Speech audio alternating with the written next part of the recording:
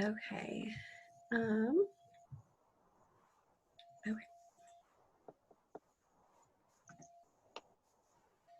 Okay. Can you all see the PowerPoint?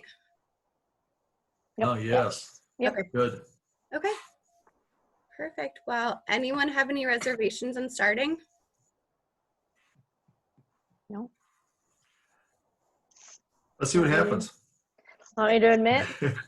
Yeah, Gail, once they're all in, do you just want to, I don't know. Do a welcome? Well, do you want to do a welcome? Or did you plan to do it? I can do it, but I feel like I can't see that screen. Oh, okay. Do you Yeah, want I to do can. it? Yep. Perfect. Hey, I'm just congratulations. gonna admit all. So, all right. You Thanks. ready? Yep.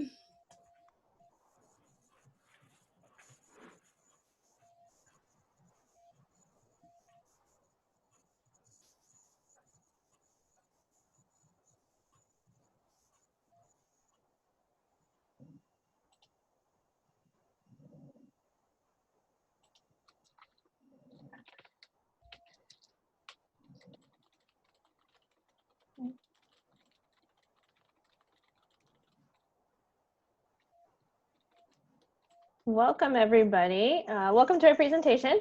So you are here to listen to our transfer presentation. I'll keep admitting people as we go, but we'll introduce ourselves and we'll kind of go through some basic things. Just as a reminder, you guys are all muted and your cameras are all off. Please make sure that if you do have any questions that you put them in our chat box, and we will get to those at the end of the presentation. So we're going to go ahead and get started. Alyssa will get started with us and we will go from there. Thanks everyone for coming. Hi, everyone. Welcome to the presentation. We're super excited that you are all here and joining us. Like Gail mentioned, we're going to go through a bunch of different topics in regards to transferring credit, whether you're thinking about attending DMACC right after high school or transferring those credits to a four-year institution immediately after high school.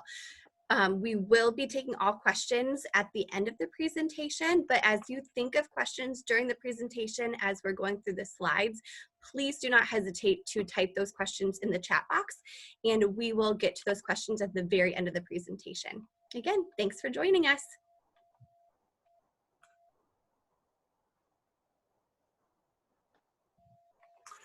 Hi there. My name is Tim Halber, and I am the Assistant Director for Transfer Recruitment at Iowa State.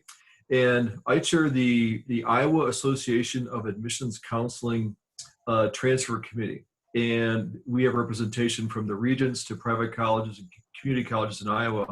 We're really happy to partner today with DMACC Career Advantage to offer some insights and some tips for you as students that are accumulating college credits and what's the next step for us. So I'll have the rest of the presenters that are here today introduce themselves. Great. Hi, everyone. As I mentioned, my name is Alyssa Player. I am a Career Advantage Advisor at DMACC. So I serve over 12 high schools in the DMACC district, primarily in Warren County. Hi, everyone. I'm Rochelle Setsodi, Senior Assistant Director of Admission at Drake University, and I work with all domestic transfer students, and we have another counselor, Patrick, who works with our international students. Welcome. I'm happy to be with you today. Hi, everyone. My name is Chris Olds, and I'm an academic advisor at DMACC. I work primarily with our transfer students, and yeah, I'm happy that you're joining us this afternoon. Please let us know if you have any questions at all as you're going through the presentation. And hi again, I'm Gail Zier. I work in our Career Advantage department as well. I'm coordinator of college and career transitions. Thanks for coming. Turn it back over. All right, thanks. Defining a transfer student, and we get this question a lot, and students are, if they're getting college credit, they have, what if I have a transcript, I'm getting college credits. So if I come in, am I entering as a freshman with transfer credits, or what really constitutes the difference between a freshman student entering college versus a transfer student entering college or going between colleges? I'll let Rochelle answer as well. So the key thing here is high school graduation date. So if you are applying to a four-year or any institution at the four-year school during high school, you'll be considered an entering first-year student or a freshman student. If you're applying for admission after you've taken any college credit post-high school graduation date, then you are considered a transfer student for admission and for scholarship consideration. You'll note the asterisk at the end there. If you're a senior now and applying, and then you take something during high school or this summer, you will still be considered a first-year student for the fall of 2020. Now that we have the definitions of a transfer student down, I'm just going to go through a quick overview of the presentation. We're going to start with trends in concurrent enrollment and dual enrollment. As all of you, just to give you a brief summary, we have over 27 high schools represented in this presentation right now, which is pretty awesome. And you are all either juniors or seniors. So we're going to talk about just different trends in concurrent enrollment or in dual enrollment so that you have an idea of just the magnitude of the concurrent enrollment around the state of Iowa. We will talk about how exactly transferring credit works, as I know this can be a somewhat confusing time for you when you're looking for schools trying to decide if DMACC is the best option for you right after high school, or if you're planning on transferring to that four-year right after high school.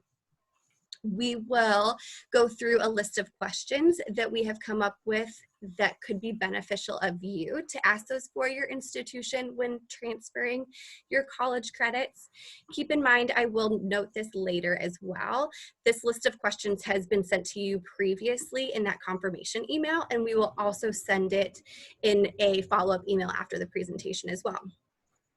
We will also discuss different transfer options you have. If attending DMACC right after high school is the best fit for you, or if you should consider attending a four-year institution right after your high school, your senior year.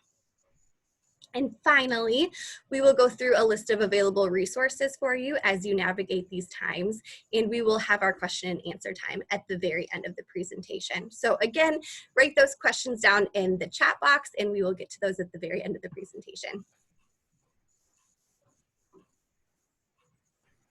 Thanks. A quick little background on trends in dual credit.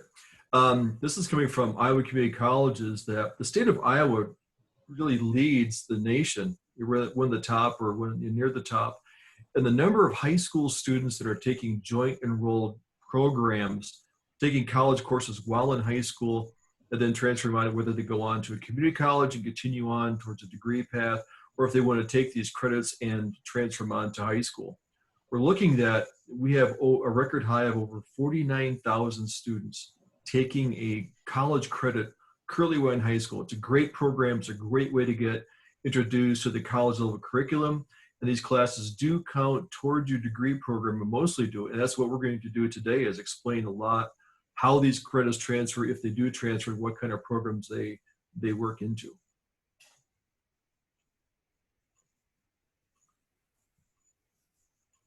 And the next slide, okay. This is something, and just to give an example, I know this, I ran this data, this is from Iowa State, but these trends are showing to a lot of the colleges here in Iowa, whether you're going to UNI, Iowa, or Iowa State, or any of the private colleges in Iowa. If you look at the years 2000, 2001, early on with this, the dual credit started coming around. We're looking at an example of our freshman class coming in. Only about 1% we're taking 24 more classes, but basically about 3/4 of the students coming in to Iowa State at that time had not taken a college level course. Maybe an AP course might have come in, but generally it wasn't the trend that was going on. Now, if you flip that and look at the last couple of years coming in, less than 20% of our students do not have any college classes. We're seeing the trend of 25% of our incoming freshmen have 24 or more credit hours transferring in. That's about 7 to 8 classes. So really has shifted. So there's a lot more opportunities out there for, this is just for mostly Iowa students. There's a lot more opportunities for to take classes than how they apply to come in. Generally about 30 hours is considered a full freshman year. So we're seeing a lot of students coming in with almost a full year of college credit. And the thing is, this is hours coming in, but also looking at how do these credits then now apply to my program, whether I'm taking this, I'm going to go to a community college to continue on towards a good degree path, or if I'm going to take this and going on to a four-year school, and how does it apply to the program there at the four-year college.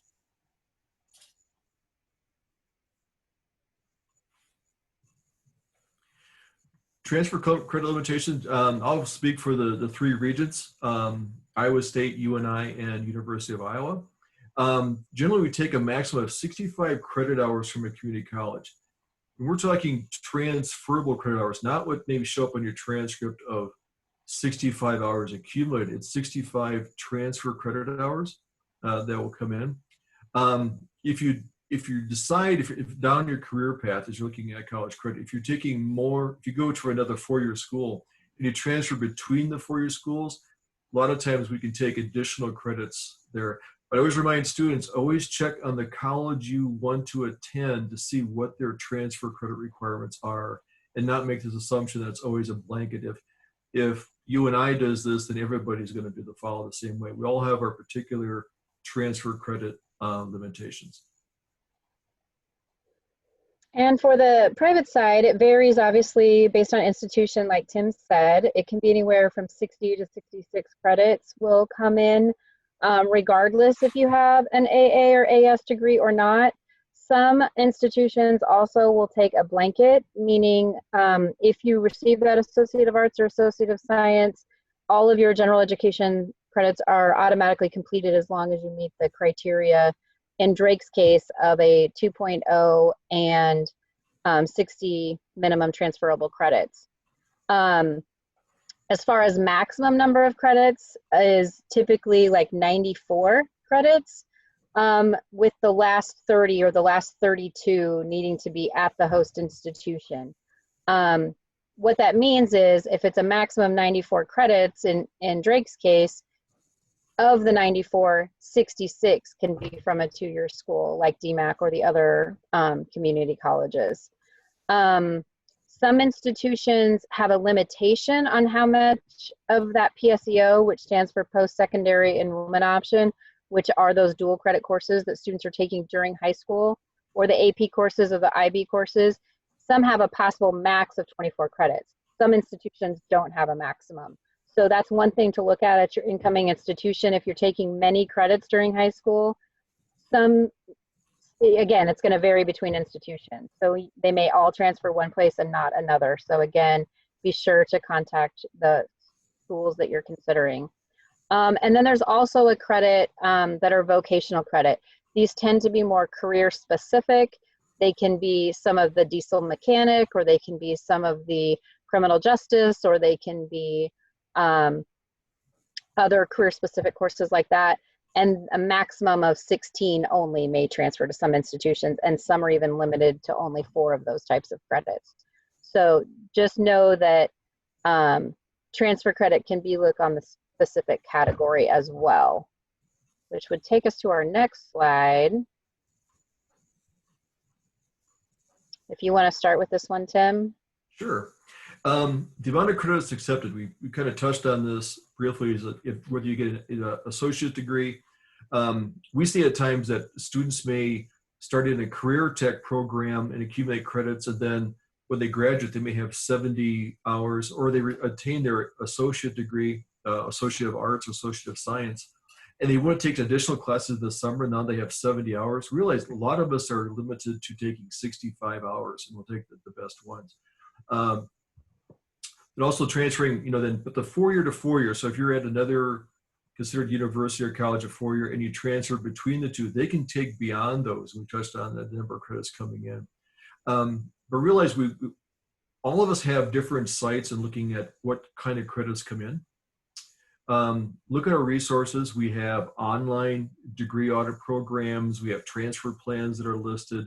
But you want to inquire the colleges you're looking at to see how these credits I've already accumulated. You may have 6 hours, and maybe now, because I know a lot of seniors are on this presentation, you may have more than that. You may have 20 or 24. How are those going to apply to the college?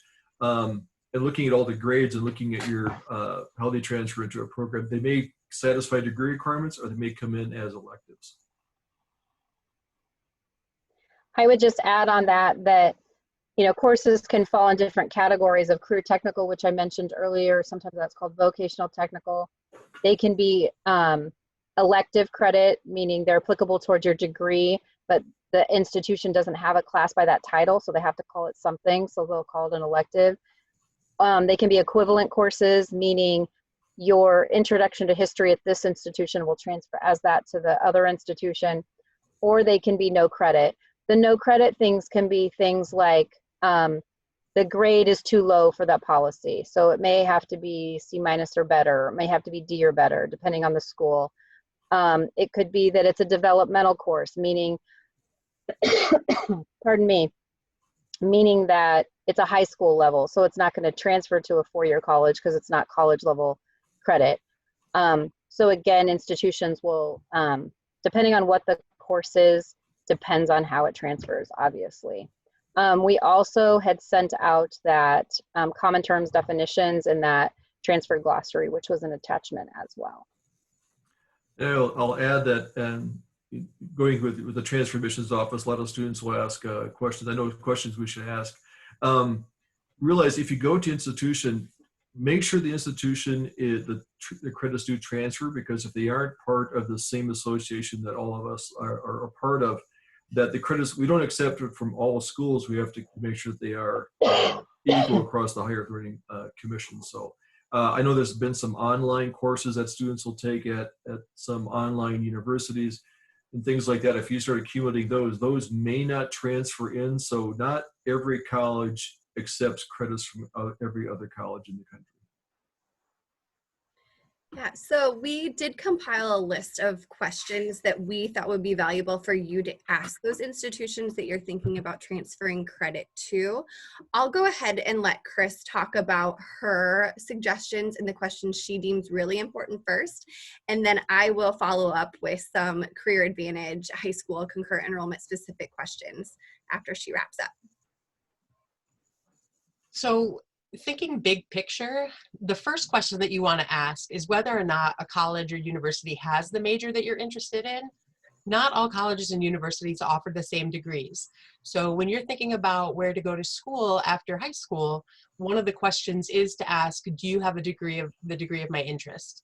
Then when you think about actually how the credits are going to transfer, then you get into some of the really specific questions that Tim and Rochelle have talked about already, of how many credits, what areas they'll meet.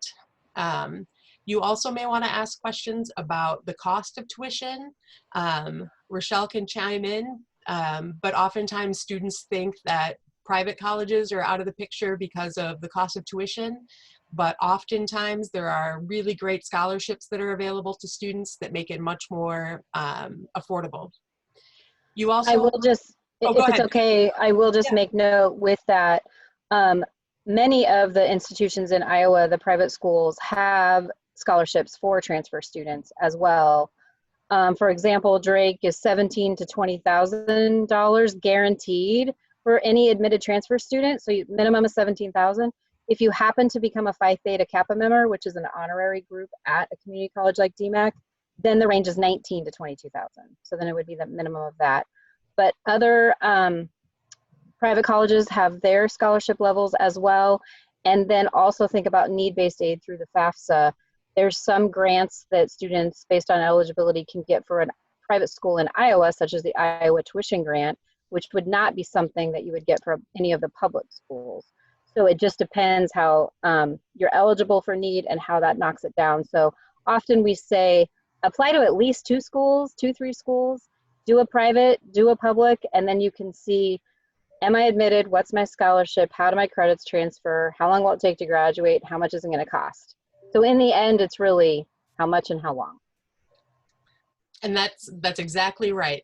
The other thing that I would ask, that I would think that you should ask, is what we've all been really talking about, is how are my credits going to transfer? At DMACC, you would have an academic advisor who would be assigned to you to help you navigate that process.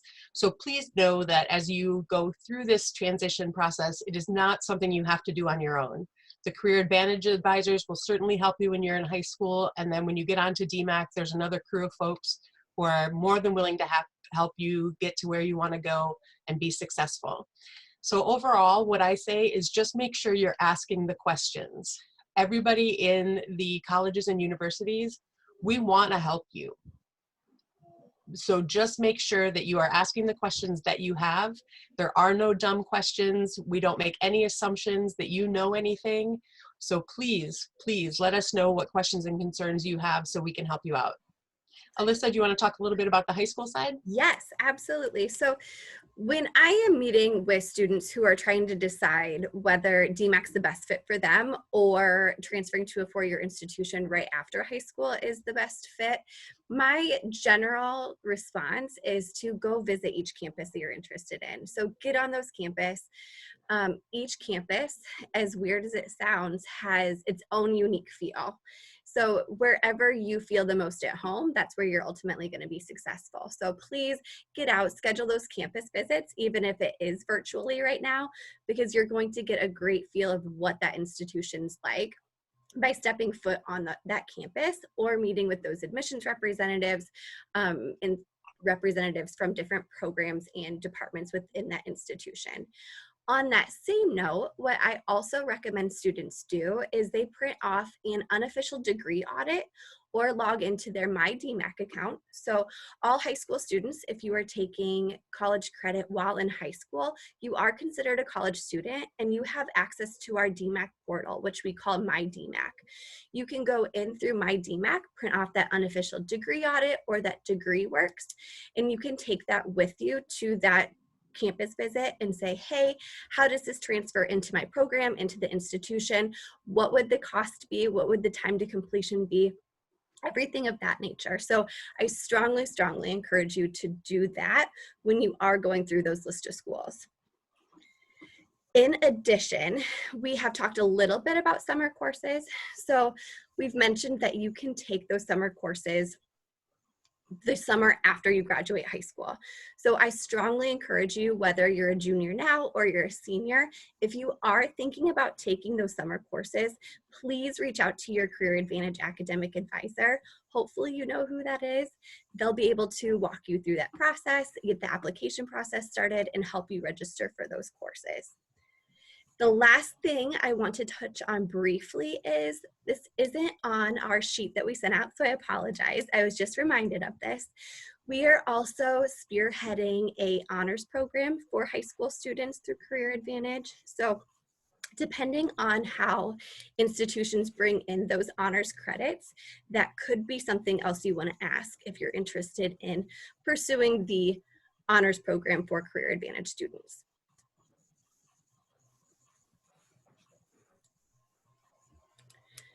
Tim, do you want to start talking about this one? Sure. Previously, Alyssa and I had done a presentation at a high school, and we looked at college courses that DMAC was offering in the high school. And there was a great menu. I think there was at this particular high school, there were 33 courses that DMAC was offering. All great courses that looked at counting towards degree. Here's an example. And I went through that list of 33 courses. I said, how many of these would actually transfer into Iowa State? And I found that only 22 of the 33 would actually transfer in. And this is where, as a student, if you're taking courses, you want to look to kind of extrapolate out, how does this look coming through? This is an example of some high school courses you would take. And here's the DMAC course name, the DMAC course number. Now you can see that the course numbers will change. And this is very typical with colleges. Our course number or the equivalency may be a different code in our course number. So especially like one that's taking, we'll see composition 1. I know it's ENG 105. It comes in as our 150 course. So realize the course numbers will change. A lot of the colleges have course equivalency guides. You can kind of match them up. They have online programs. They also will have either printed equivalency guides you could look at. But also realize that some of these courses you will take that you may think that architectural drafting is a great pre-architectural class to take. You take that there, it does count as college credits if you are going to attend DMAC, but realize if you want to transfer that later to a school like Iowa State, you may find that it comes as a career tech. It may not come in at all. So realize that there are differences in courses. So look at your course degree planning. Look out towards, what your future is. Are you going to want to get your an AAS degree? an Associate of Arts or Associate of Science, and kind of see how does it transfer in, and kind of look at a full degree program from the beginning to the end and see how these courses transfer. So it's kind of a chance for you to look at, to make sure that the courses do transfer in. One thing I always hate, that students that come in and find out they've got a full 2 years of college courses and find out that some they're leaving on the table, they don't transfer in, or they come in as career tech, and we can't count those. It'll change, it'll vary from college to college. Sometimes you'll find if you may get an Associate of Applied Science degree, you've earned a degree, which is great. But then if you decide to go on, you may find that you may not get 60 hours transferring in for that degree. You may get 16 or maybe career tech. So realize it'll vary from college to college. Always ask us ahead of time. If you're looking at 2 or 3 colleges, always ask, because the answer may change. Because we have our policies for taking in college credit. So always beware. There's a lot of information out there, but always ask questions early on, at least a year early, before you take the class and get surprised later on. Yeah, and I will point out, most of you only really know the high school name of your course, and that's perfectly fine and acceptable. But we do have each school having their own webpage on the DMACC website. So I will send out this link to that website after the presentation has completed. But what you can do is you can go out, search for your high school, and see what courses are offered through your high school. The important thing to note with this is it's only going to show the courses that are offered at your high school with your high school instructors. So it will list the high school name, it'll list the DMACC course number, and it will list the DMACC name. So the courses that won't be offered are going to be those Career Academy courses. So if you are going to Ames, if you're going to Carroll, Urban Campus, Southridge, or Ankeny Campus for any Career Academy, those won't be listed on your high school website, but those will be available through the Career Advantage webpage. Additionally, online courses, so if you're taking OLCA courses, those will not be listed on your high school webpage as well. You'll have to go out to the OLCA page to find those course numbers, which it's all listed on our Career Advantage page, and they should not be too difficult to find.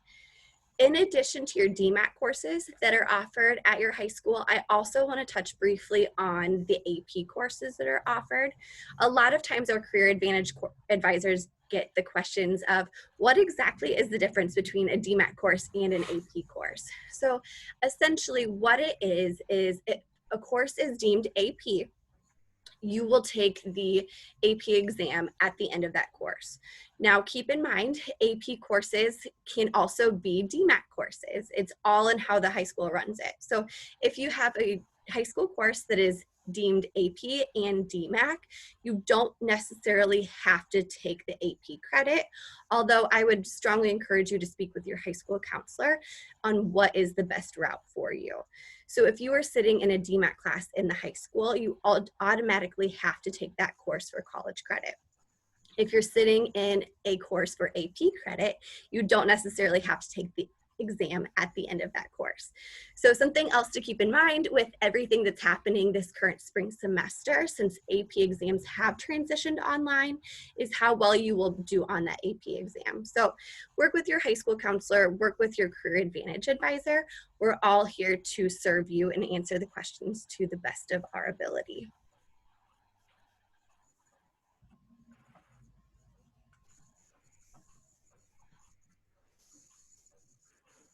So what is the best transfer option for you? Should I complete a degree at DMACC or at a community college, or should I transfer directly from high school? I'd say yes. This is a very personal option for you. Some are ready to go on to a 4-year school. You've got these college credits. I think they're wonderful to take. It's a great experience that have taken these now. Look at both options. I'm a transfer student myself. I went to a community college and got my associate degree, then transferred on. Both paths are wonderful. I advise you to look at both options. You may find that the could be classroom size, it could be financial considerations, and maybe you want to start at a 4-year school. Both are very good. It's just that you need to be aware of how your credits are going to transfer, because they're your credits.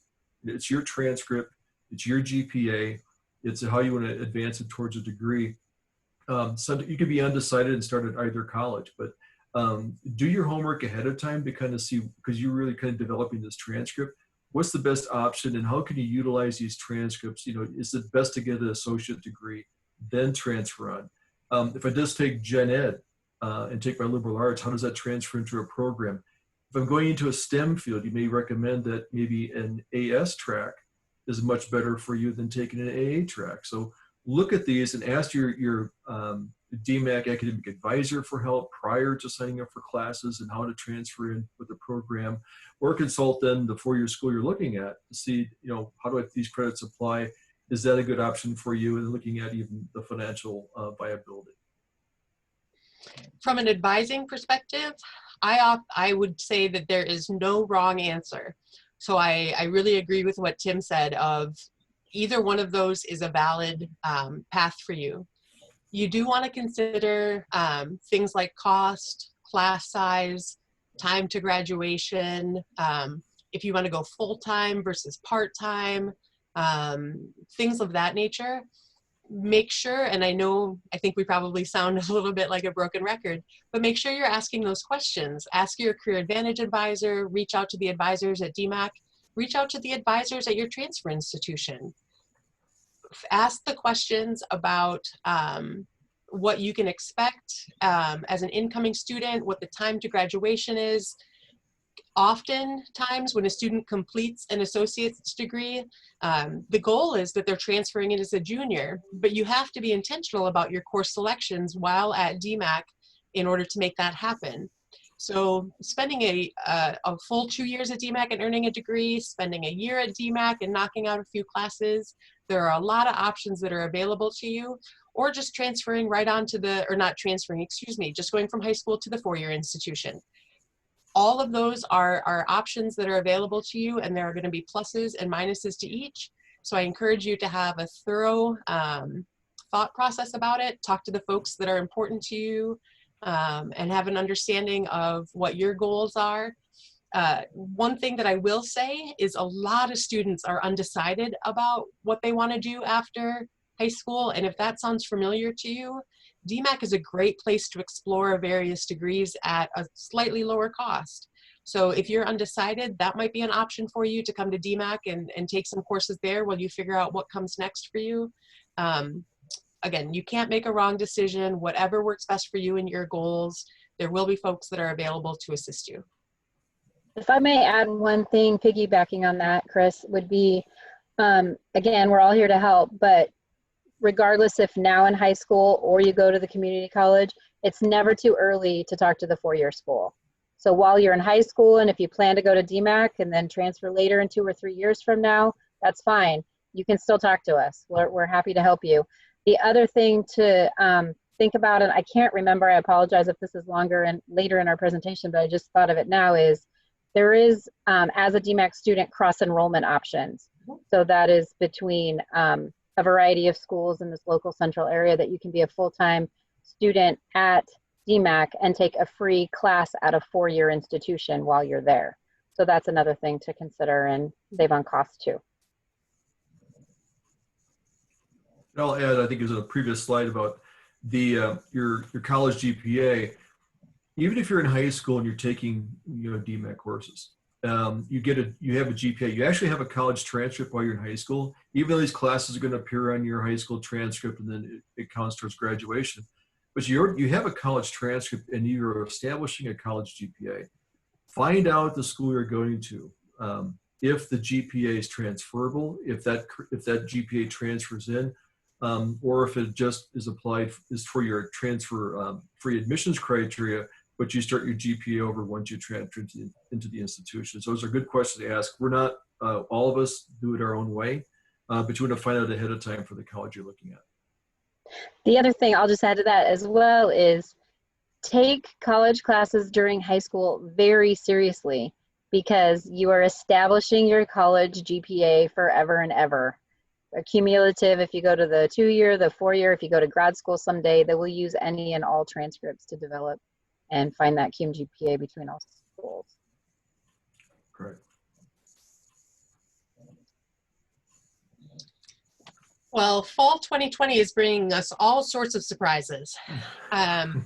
We, we're all in this together, and in order to meet the students' needs, we are looking at various options. You might have the opportunity to switch your class from graded to pass-fail.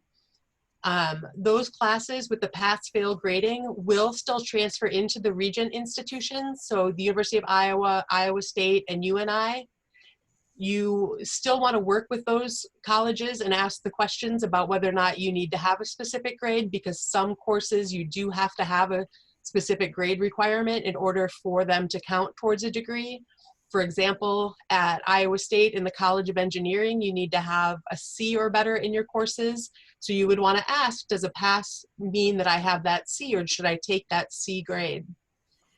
Assessment requirements, what we mean by that is whether or not you should either take or then submit your ACT or SAT scores. Most at DMAC, if you haven't taken the ACT or the SAT, or if your scores are a little on the lower side, we'll have you do some assessments called the AccuPlacer assessment. Some of you have been fortunate enough to already do the ALEX assessment, the math assessment. So that's another assessment that you might have to meet. Those are being done virtually now, so you can still meet those requirements for admission into the colleges for next year.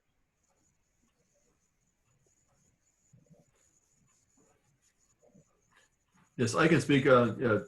Chris is correct. For the Regents institutions, generally we would only take 9 hours, roughly 3 classes of grades with P grades, and the rest would have to be graded.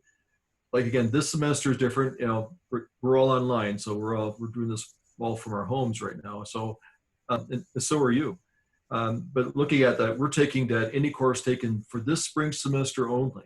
And if they're offering online options for the summer, we'll take those as well. But just for these, if you're earning a P grade, we'll take all of those courses in and transfer in. And they will not factor in, but they will count for most of the degree requirements. So if it's if you need a psychology class, if you're in criminal justice, or you're taking classes for a degree, the count towards degree requirements, those P grades will count for those. But each college may have a specific, if it's maybe a calculus class, a certain class requirement to get in, or you might be pre-vet. Look at those courses, because they may not take that grade if you're looking at going on to grad school. So it's great that we take them, but looking at your future down the road to make sure that that P grade does not affect you going on down the road. And for Drake, in regard to pass-fail, normally for a class to transfer, a pass grade, P grade would need to be equivalent to a C- or better. However, because of this pandemic, for spring 20 courses now going on, we will accept any pass class, even if it's below that C-.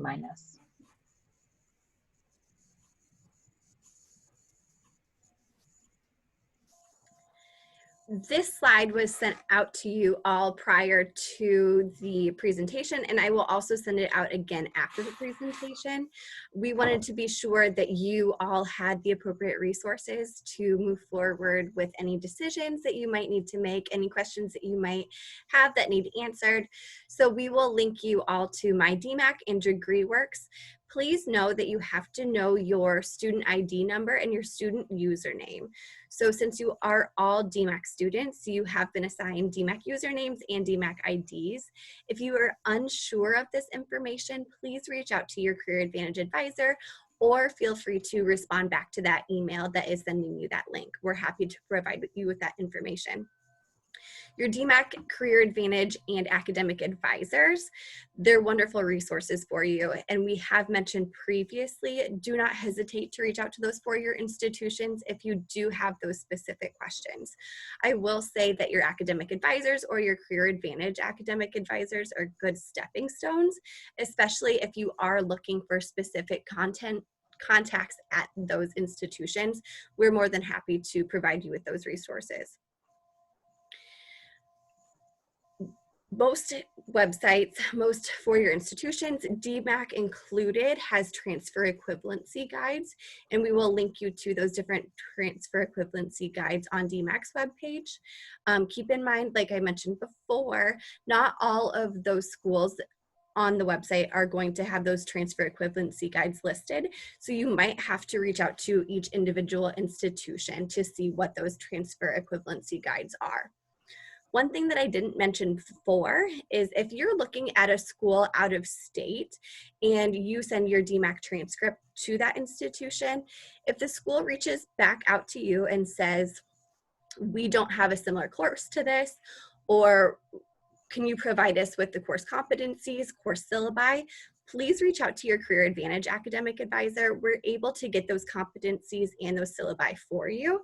So you're then able to send that to your four-year institution or institution out of state if they are requesting that information. We will also link you to different resources in terms of submitting your AP scores. So if we do have courses offered at your high school, but not this AP specific courses, you're able to send those AP scores to DMACC to get them added to your DMACC official transcript to send to those four-year institutions as well.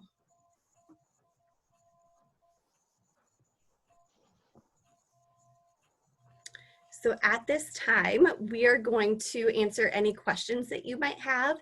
Gail has graciously agreed to ask those questions from the chat box. So if you think of anything else, please feel free to write those down and we will get those answered for you. Yeah, it looks like at this time we haven't had anybody have any questions in the chat box. Again, you are welcome to add them. If you do have any, otherwise, if it's okay with all the presenters, I might unmute everybody and let you guys ask questions too. Maybe you're happier asking them than. So we'll give you guys an opportunity. I unmuted you. If you want to mute yourself again, you're welcome to. But this is your chance to ask any of those questions that you may have right now to any of our presenters. Anything like that.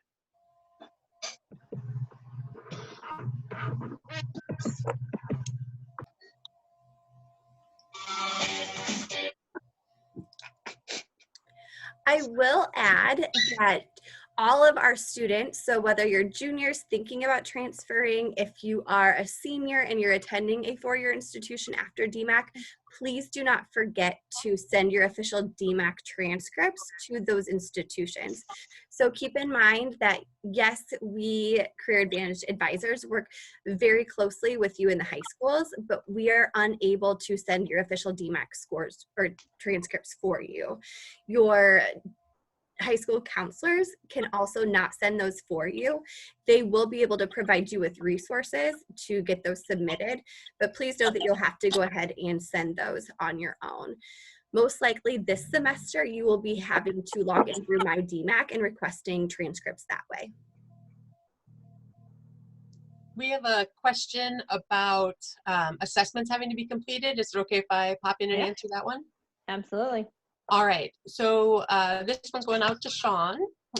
Sean, if you've already applied for admission to DMACC, you should receive information about how to complete the assessments. If you haven't applied yet, what you have until, ultimately you have until classes begin to be accepted and register for classes, but we don't encourage waiting. The earlier that you apply and the earlier that you get your assessments done, the better course selections you will have, because you'll be registering earlier in the summer than folks who are waiting. There is one additional step between applying and being admitted and then registering. You have to complete an orientation that's completely online. Once that online orientation is completed, then you're able to register for classes. Registration is now open. So if you are interested in coming to DMACC this fall, I strongly encourage you to either start the process of applying or keep an eye on your email for information about the assessments. Earlier in the conversation, it looks like Gail put up all of our contact info. Don't hesitate to drop me a line if you have any questions about that.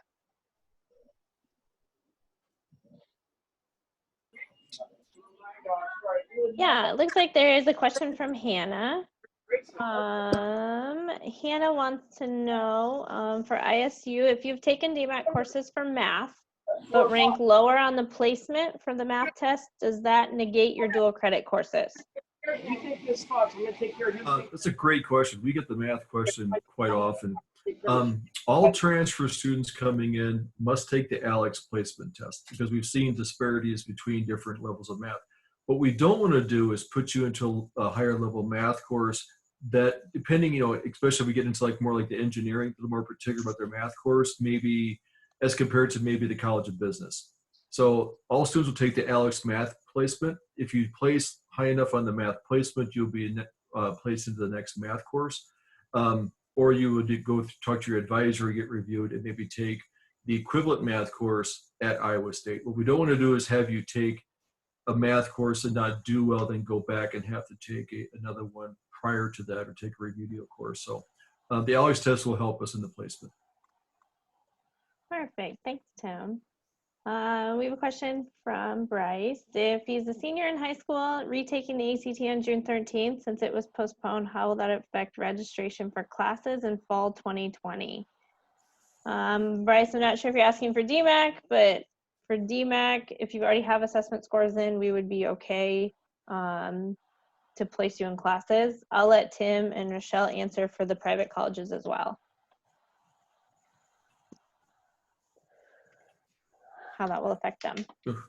For Iowa State, if you have taken the ACT already, if you're looking at fall 2020, if you're already taken the ACT or you already have your place in there, we're still taking them. It will still take the ACT in June. What will apply it? Whether you're looking at scholarships, looking at if you need it for admittance for the REI score. We are still taking the ACT at that time. We haven't, for those students that are listening, if you're looking at fall of 2021, we haven't gone, the three regions are not going to go to the no ACT test, SAT test option yet. We're still requiring, we're just looking at how we're going to apply it towards the region's admissions index at this time. It looks like Bryce was wanting to know for DMAC, but I will just say for Drake, we are taking self-reported scores for fall 20 still. And if you were to have a new score, you would just work with your counselor about any potential scholarship review. Going forward, well, now and going forward, we are also test optional. So you can opt for an interview as a first-year student instead, except for certain programs do require an ACT or SAT. As far as transfer students, we don't require an ACT or SAT if you have 24 plus credits. It would be college only. Same at Iowa State. Yep. Okay. Thank you. Anybody else have any questions? Looks like there's one about DMAC financial aid being available. Yep, I think Chris tackled that one. Our financial aid, our financial aid is available for fall. So students should have received an email to their DMAC email. So students are gonna have to log in and check your DMAC email in order to get that and check your financial aid award letter there. But the question was, when is financial aid going to be available? You will know what your financial aid package is between 4 and 6 weeks after you apply for financial aid, so after you complete the FAFSA. So again, the earlier that you do that, the sooner that you will know what your award will be. If the question was more of when will that money be released to you, that won't occur until after the semester begins, although you can use your financial aid at the bookstore beginning a week before classes begin in order to purchase your books.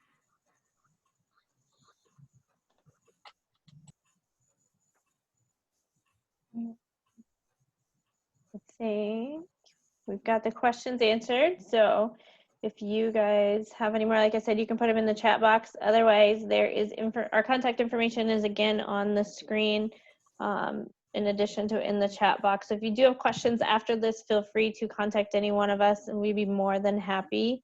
We'll be more than happy to reach back out to you and answer anything that we can. All right, everyone. Well, I think this concludes our presentation. Thank you all so much for joining us. As Gail said, please do not hesitate to reach out to any one of us. We will be sending you follow-up information and documentation links after the presentation is over, so keep an eye out for that. Feel free to simply respond back to that email as well, and I will be happy to get you into the appropriate contact for your respective question. So have a wonderful rest of your day, everyone. We look forward to chatting with you soon.